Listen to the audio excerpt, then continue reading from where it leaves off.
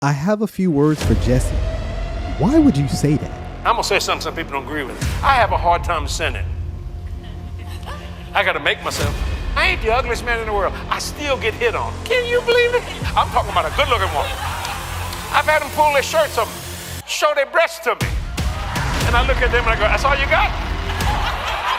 I don't care if you're big-breasted or small-breasted. But let's talk about it here at All Things Theology. Cue my theme music. All things theology, all things theology. We chop it up properly without an apology. Gotta get that theology to God, hallowed be, cause this is how we do it at All Things Theology. Yo, grace and peace. Welcome back to an episode of All Things Theology, where this is your host, K-Dub. Today, we're going to be talking about Jesse Duplantis. I was recently sent this sermon that, man, it made me pull my beard out, right? It was insane. We're going to see what I'm saying, but he's preaching on the Apostle Paul. One thing that Jesse likes to do, he likes to compare himself a lot to Apostle Paul. And the first beginning of this sermon, it wasn't actually bad. It was talking about the persecutions of Paul. Then it took a strange shift, diabolical shift, if I can say so myself. But we're going to build to this crescendo. Let's get right into it. You know how I like to do here. One time they come to arrest him. We see Jesus of Nazareth. He said, I'm here. Bam, they all fall down. Don't mess with a power man like that, son. He said, you want to dance with me, big Saul? So he's talking about, right, when Jesus appeared to the Apostle Paul in his conversion. And so we're going to start from that context. You want some of this? Come on, boy.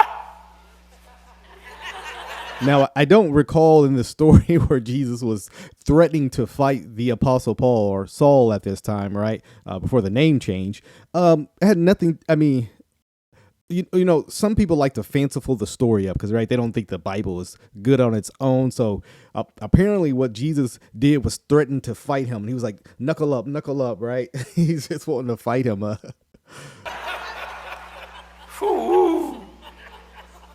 the next verse.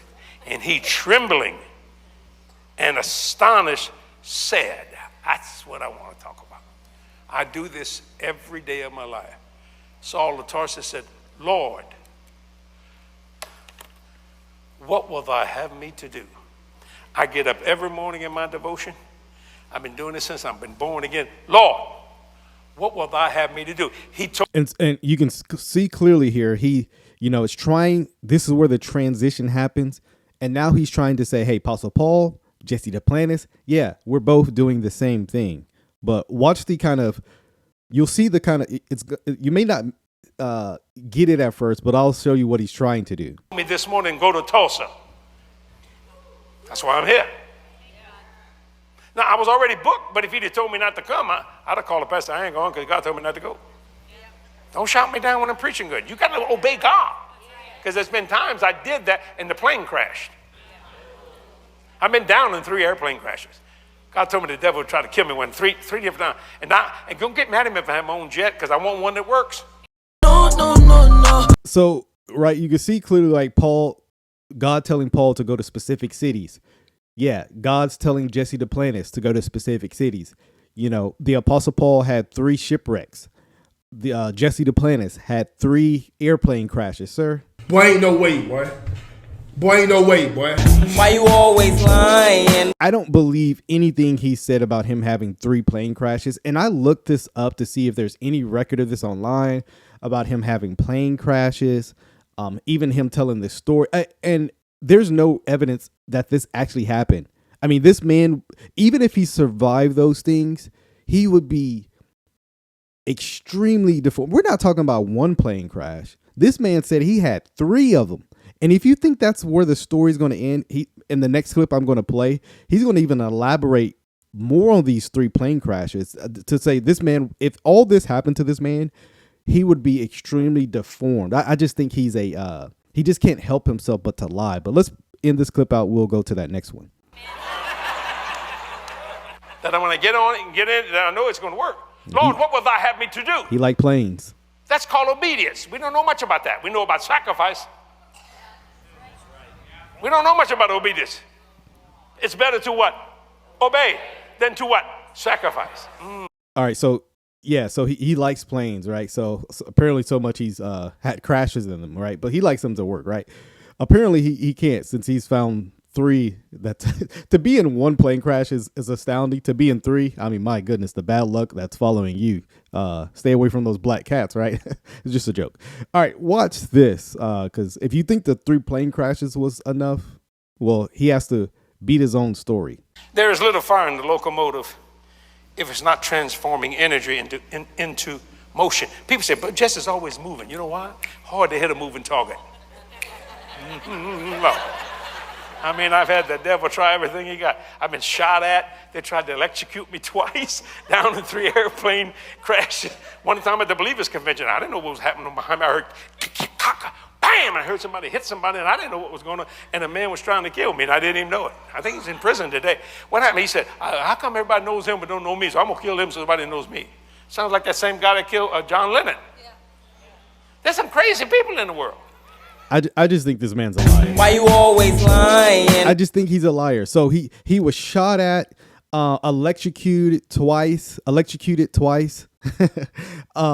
plane crashes, and then there's another event where someone at a conference tried to shoot him, and I guess before he got shot, he was apprehended and in prison. Again, I'm looking up all these stories, and I don't find one shred of evidence. Maybe he was zapped. Right, by, like when you go down a slide and you get a little zap. Maybe that's what he means by electrocuted, right?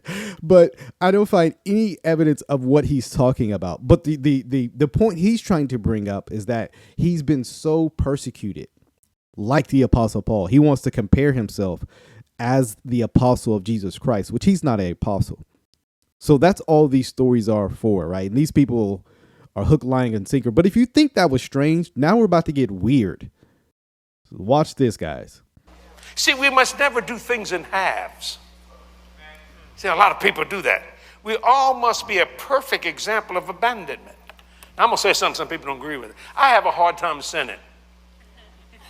I got to make myself. Hold on, sir. What? Boy, ain't no way, boy. Boy, ain't no way, boy. So he has a hard time sinning. It's so hard, he actually has to forces himself, make himself to do it. Jesse Duplantis sins every time he gets in the pulpit by preaching false doctrine and just lying. I mean, this man was lying just 2 seconds ago, talking about he got to make himself sin. Got to get in the flesh to do it. But watch where this goes, because this is where it gets weird. Okay, you're lying about your lack of sin. Okay, all right, whatever, right? Watch this. But if I crucify my flesh daily instead of Sunday, I don't fulfill the lust of the flesh. And I ain't the ugliest man in the world. I still get hit on. Can you believe it? Man's a liar. I'm talking to young women. I'm not talking about I ain't talking about no sweat hog. I'm talking about a good-looking woman. Good-looking women. I mean, so good-looking that Kathy go, I mean, them claws come out. I've had them pull their shirts up, show their breasts to me. Oh, my goodness. Boy, ain't no way, boy. Boy, ain't no way, boy. You got to stop doing that. You got to stop doing that. I mean, sir, where are you as a minister where multiple women are just coming up to you and pulling up their shirt, showing their breasts? What is going on in your church? What's happening at these conventions? I mean, the green room, I didn't know it was like that. I mean, whew. And I look at them and I go, that's all you got? So, no way, bro. What, sir? That's your response? Why is this happening Why to would me? you say that? Why would you say that? So they show again, and this, I don't believe nothing of what this guy is saying, but we're going off his story. We're going to examine the story presuppositionally. Apparently, these women showing their breasts, and he's like, "That's all you got? I mean, did you want them bigger? What's happening? What is going on, sir?" I don't care if she's big breasted or small breasted. I said, you think that is going to cause me to fall? See, I preached a sermon called Being Dead to Sin. You know how you know when you're dead to sin?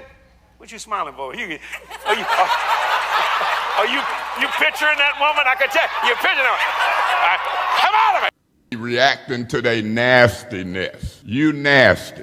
So, he leans over to this guy in the front and say, "Hey, you're picturing that, right?" Because he's just talking about large breasts. Look, and yeah, that could probably most likely make someone picture that and start thinking about it, because you're speaking about it in an extreme, unnecessarily way, right? You didn't have to tell us this story, even if it's true. Nobody needed to know this, right?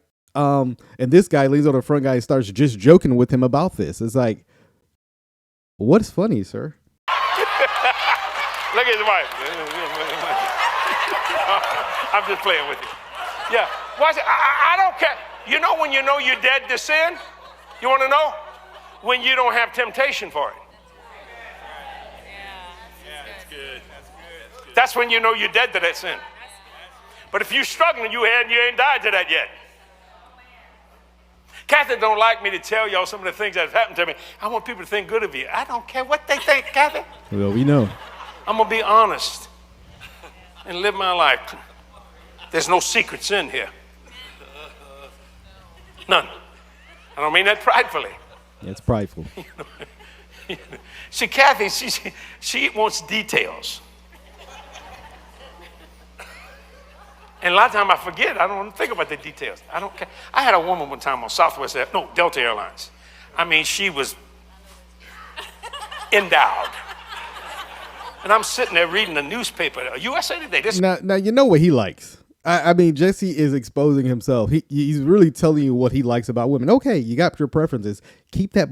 I mean, nobody needs to know it, right? That's all I'm saying. I mean, you can like whatever you like about a woman, whatever.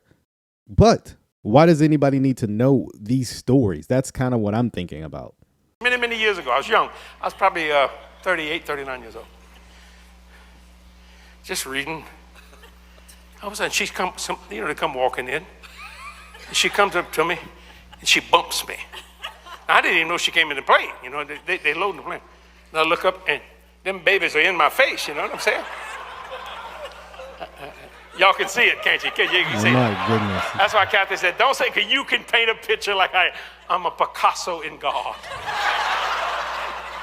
She says, move on. No. So watch it. I mean, the lady is in my face. I mean, I got the paper here, and there's three men going, whoa, wow, real short dress, all that kind of stuff. And I said, excuse me, ma'am, can you mind backing up just a little bit? And she said, where you going? And I thought, well, you dumb, stupid woman, you on the same plane? You ought to know where we're going. So I said, excuse me. She backed up another step or two, boy, and everybody just looking. And let me tell you, if you don't embarrass sin, sin embarrasses you. So I just looked at her and smiled. I didn't say that all going. I still got my stuff. Lean. Start walking like the black guy. Just leaning. Swinging that, hey, what's up, baby? How you doing, baby? Come on. Happens. No. So how he got out of this temptation was he started walking like a black man, right? Just strutting his stuff. This is wild. This kind of racist, low key. You know, what else he started talking black, jive, turkey. I mean, it's a black man in the 70s he talking about. Absolutely. I mean, this is nuts. Right? He started picking his afro out, all that, right? This is crazy. So I guess if you want to lesson learned, all my fellow Caucasians, if you want to get out of sin, I guess you got to act like a black man from the 70s. I mean, this is wild.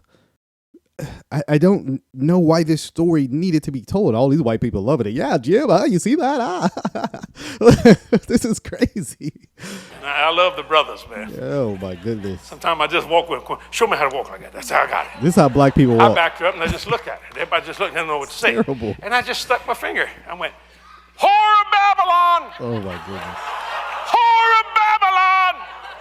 She goes, whoo! And took off running in the back. So, my goodness, sir. You got to stop doing that. You've got to stop doing that. Don't do this. Don't do this. Okay, this lady probably was the stewardess, right? She probably was the flight assistant, right? Doing her job. And here he comes. Whore! Oh, man. Them three guys said, where's Babylon? Who wants to know what Babylon is? Why didn't it bother me? Because I'm better than you are? No, because I was dead to that. You talk about it too much. That's what I'm saying. My goodness. Well, if you don't think there's a more ridiculousness in it, well, you would be wrong. I've been asking that question all those years.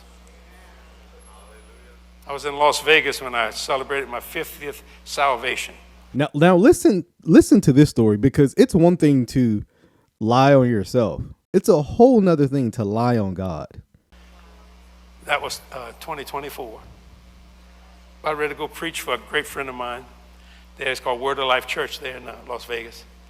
And I wanted to thank God. I said, Lord, I want to thank you for saving. And he interrupted me. 50 years being saved, that's something that I think you should celebrate.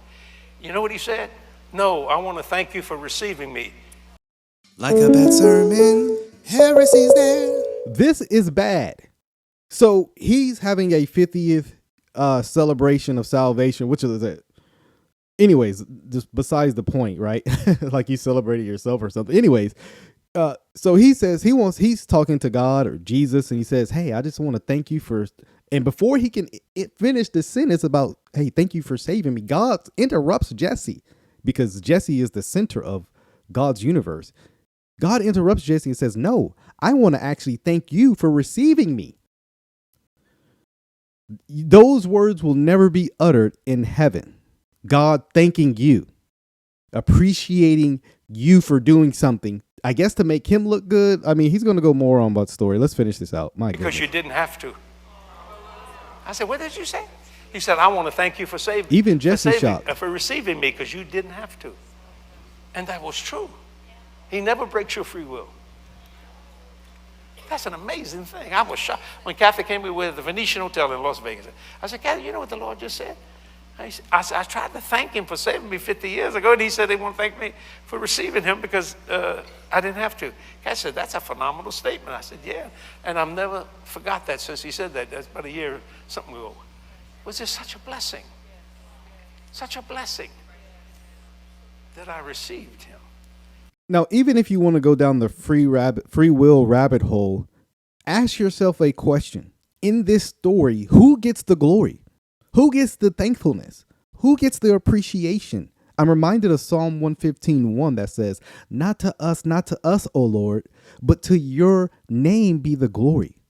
In this story that Jesse shares, he's the one getting the glory. He's the one getting the gratitude and the thankfulness. This is how you know it's false, and God would never utter those words ever, especially to Jesse. Yo, thank you for watching another video. Let me know what you think in the comment section. Let's talk about it below. As always, like this video, subscribe to the channel if you're not, and as always, till the next time, grace and peace.